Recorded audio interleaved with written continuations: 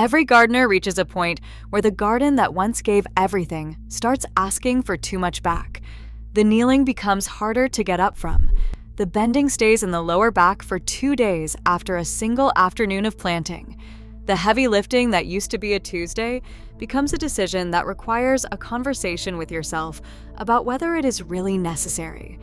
And the painful irony of that moment is that the love of gardening does not go away with the knees.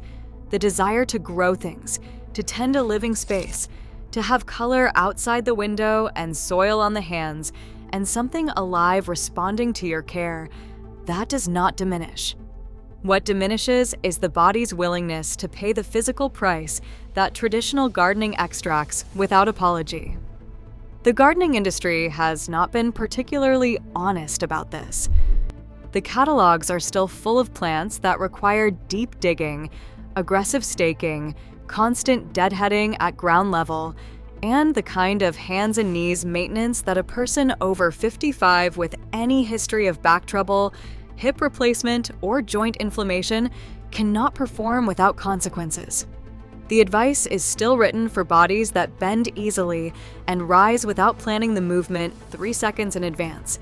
And the result is that millions of experienced gardeners quietly step back from something they love because nobody ever told them that the way they had been gardening was not the only way. There is another way.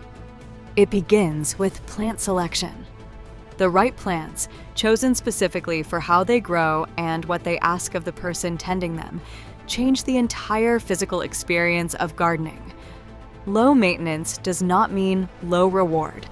No kneel does not mean no beauty. The 9 perennials on this list were chosen for exactly this reason. They are plants that do their work at a height and a pace that respects where your body is right now, that come back every year without being replanted, that ask for attention in ways that do not require you to fold yourself in half to provide it, and that deliver the kind of visual reward that makes a garden feel worth having in the first place. Before the list begins, one principle worth understanding because it changes everything. Raised beds and tall containers are not a concession. They are not an admission that real gardening is no longer possible. They are a tool, the same way a good trowel is a tool, and the gardeners who use them well grow more beautiful spaces with less physical cost than people working flat ground at conventional height ever manage. Every plant on this list works beautifully in a raised bed at waist height, in a large container on a hard surface, or in a traditional bed with wide, flat stepping stones, positioned so that every reach is made from a standing or seated position without compromise. Keep that in mind as you read through what follows, because the plants themselves are only half the answer. How you position them is the other half. Plant 1 is Russian sage, Perovskia atriplicifolia, and it belongs at the top of this list because it is one of the most forgiving, most beautiful, and most genuinely low-effort perennials available to any gardener at any age, in any zone from 5 through 9. It grows upright and tall, between 3 and 5 feet depending on the variety, which means virtually all of its maintenance happens at a height that requires no bending at all. The silvery white stems rise from a woody base and carry a cloud of tiny violet-blue flowers from midsummer into autumn that move in any breeze with a soft, hazy quality that no other perennial quite replicates at scale. Russian sage asks for almost nothing in return for this display. It wants full sun and well-drained soil. It is drought-tolerant once established, meaning established plants can go 2 weeks or more without water in normal summer conditions without showing stress. Deer avoid it completely. Rabbits avoid it. Most insects leave it alone because the aromatic foliage contains volatile oils that make it unattractive to the pests that devastate other garden plants. The one maintenance task it requires is a cutback in early spring, trimming the old stems down to about 6 inches above the ground before new growth begins. This is done standing upright with a pair of long-handled shears and takes approximately 4 minutes per plant. That is the entire annual maintenance requirement. For the rest of the growing season, Russian sage asks only that you look at it, which is an instruction most gardeners find very easy to follow. Plant 2 is ornamental grass, specifically the variety called Karl Forster feather reed grass, Calamagrostis acutiflora. This belongs on this list because it does something no flowering perennial can do, which is provide movement, structure, and changing seasonal beauty entirely at standing height, with zero bending required at any point in the calendar year. Karl Forster grows in a tight, upright clump that reaches 4 to 5 feet and stays narrow, never flopping outward, the way many ornamental grasses do. In early summer, the feathery flower plumes emerge pink and gradually bleach to a warm gold that persists through winter, rattling quietly in cold wind long after everything else in the garden has gone dormant. The maintenance profile is almost identical to Russian sage. One annual cutback in late winter or very early spring, performed standing up with long-handled shears or a battery-powered hedge trimmer, brings the whole clump down to about 4 inches and takes less time than making a cup of tea. For the remaining 11 months of the year, Karl Forster requires nothing. It is fully drought-tolerant once established, completely uninterested by deer, and so structurally self-sufficient that it needs no staking, no deadheading, no dividing for the first 5 to 7 years of its life. Plant it once at the back of a raised bed or at the corner of a container grouping, and let it become the vertical anchor around which everything else is arranged. Plant 3 is coneflower, Echinacea purpurea, which earns its place here not just because it is beautiful and tough and native to North American prairies, but because of a specific quality that matters enormously to gardeners who are managing their physical energy carefully. Echinacea is a plant that actively rewards benign neglect. The less you interfere with it, the better it performs. The flowers bloom at a height of 2 to 4 feet, depending on variety, well above bending range. When they fade, the spiky central seed cones that remain on the plant all winter are not a sign that deadheading is overdue. They are a deliberate feature that provides structure in the cold months and feeds goldfinches and chickadees from autumn through February. The correct response to a faded Echinacea flower is to leave it exactly where it is. Modern compact varieties, including Magnus, Powwow Wild Berry, and Cheyenne Spirit, bloom in colors ranging from traditional purple-pink through deep coral, white, and rich burgundy red, giving genuine color choice without any sacrifice of toughness. Plant Echinacea in a raised bed in full sun. Water it through its first season while the root system establishes, and then essentially leave it alone. It will divide slowly and spread gradually on its own terms over years, filling in the surrounding space without becoming invasive and without requiring you to dig and separate it on any schedule.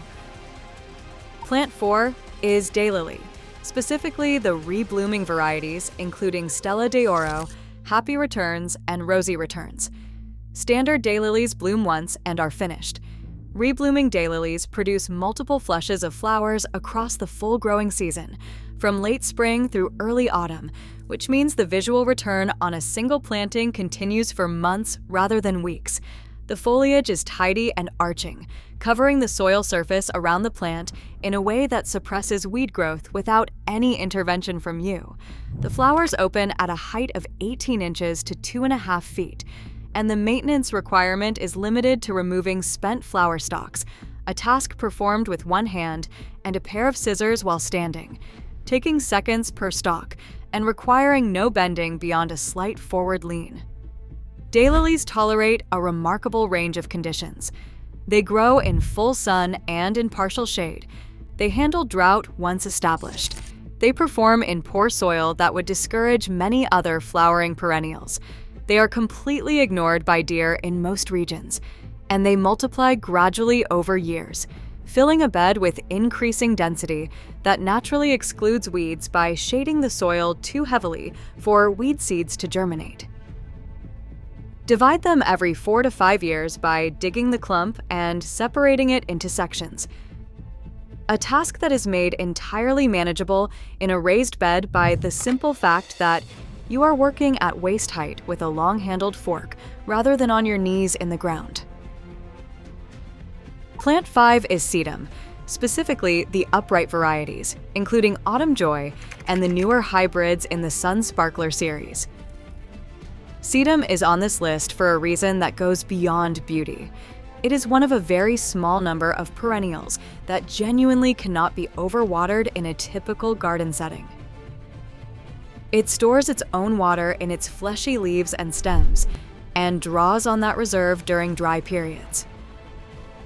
For a gardener who travels, who has weeks where the garden cannot be attended to, or who simply wants a plant that does not punish inconsistent watering with dramatic collapse, sedum is the answer. The flat-topped flower heads that give Autumn Joy its name open in late summer as dusty pink and age through brick red to a warm, coppery bronze that persists on the plant as dried structure well into winter. All of this happens at a height of 18 inches to 2 feet, within comfortable reach from a standing position with no bending. The spring cutback, removing last year's dried stems to make way for new growth, is done standing with shears and takes moments. Everything else sedum asks for across the full year amounts to occasional watering in the first season, while it establishes, and a sunny position in well-drained soil. After that, it largely tends itself with a quiet self-sufficiency that experienced gardeners come to deeply appreciate. Plant 6 is catmint, Nepeta racemosa, and it belongs on this list because it solves a problem that no other perennial solves quite as elegantly, which is the problem of the front edge of the bed. The front edge is where bending happens most. It is where weeds establish first because the soil is most exposed. It is where the visual transition between the garden and the path or lawn occurs, and where a messy, weedy edge does the most damage to the overall appearance of the space. Catmint planted along the front of a raised bed or the rim of a large container spills forward in a soft, relaxed mound of gray-green aromatic foliage, covered from late spring through midsummer in a haze of small lavender-blue flowers that pollinators find irresistible. The mounding habit covers the soil so completely that weeds cannot establish beneath it. The aromatic foliage deters deer and most insects, and the one maintenance task it requires, cutting it back by half after the first flush of flowers fades in midsummer, triggers a second wave of blooming that carries through to autumn. That cutback is performed, standing with long-handled shears in a single pass across the top of the mound. It takes less than 2 minutes per plant and requires no precision. Catmint is forgiving of rough treatment and responds to a hard trim with vigorous, fresh growth within 2 weeks. Plant it in full sun or partial shade in any reasonably well-drained soil, and it will return every spring reliably for a decade or more, spreading gradually outward to fill whatever space you give it without ever becoming the kind of aggressive spreader that takes over a bed uninvited. Plant 7 is agastache, hummingbird mint, which doubles as a visual anchor and a wildlife magnet from midsummer through the first hard frost. The tall flower spikes reach 2 to 4 feet tall and carry tubular blooms in coral, orange, violet, and soft pink, depending on the variety. Hummingbirds find these spikes from remarkable distances. Bees work them from morning to evening. The garden around an agastache in full bloom is never still and never quiet. That quality of living movement is something no static garden ornament can replicate. Care is minimal. Full sun, sharp drainage, and a light trim of old flower spikes when blooming slows are the full requirements. Everything happens at a height that keeps your back exactly where it belongs. Plant 8 is hardy geranium, the true perennial geranium, rather than the tender annual pelargonium that most garden centers simply label geranium and sell in spring. Hardy geraniums form low, dense, weed-suppressing mounds that require division only every 4 or 5 years and produce flowers in white, pink, violet, and deep magenta across a long season. Roseanne, the trailing variety discussed in gardening circles as one of the greatest perennial introductions of the last 30 years, blooms without interruption from late spring to first frost. The maintenance requirement across that entire flowering period is essentially nothing. No deadheading, no staking, no intervention of any kind. It simply blooms and keeps blooming while you do other things. Plant 9 is Black-Eyed Susan, Rudbeckia fulgida, the variety called Goldsturm specifically, because Goldsturm was bred for container and border life with a compact, self-supporting habit that needs no staking and no deadheading if you prefer to leave the seed heads standing through winter for the birds. The golden yellow flowers with dark central cones bloom reliably from midsummer into autumn at a height of 18 to 24 inches, fully within standing reach, in conditions ranging from full sun to light shade, in soil that ranges from rich to genuinely poor, through drought and through wet summers, without complaint and without collapse. Now, here's the practical framework that makes all 9 of these plants genuinely accessible, regardless of your current mobility. Raise the growing surface. A raised bed built between 24 and 32 inches high, roughly counter height, eliminates bending entirely.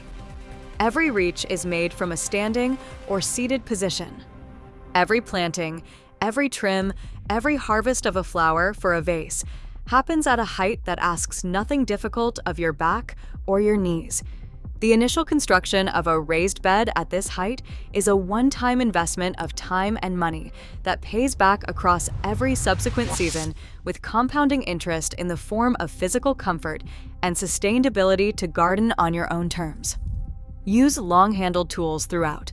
A long-handled trowel, a long-handled cultivator, and a quality pair of bypass pruners with extended grips cover 90% of the maintenance tasks that any of these 9 plants will ever ask of you. The remaining 10% is handled by simply walking around the bed to reach the back section from the opposite side, rather than stretching across. Water with a system rather than a can. A simple drip irrigation line threaded through a raised bed and connected to a basic timer eliminates the heaviest routine physical task in any garden. Lifting and carrying a full watering can is one of the most consistently injurious activities in gardening for people managing joint or back conditions. A drip system installed once handles watering automatically and costs less annually than most people spend on plants they replace every season because they were annuals. The garden you build with these 9 plants will not look like a compromise. It will look like a garden tended by someone who knows exactly what they are doing, because that is precisely what it is. Experience is what teaches a gardener that the best plant is not the most demanding one.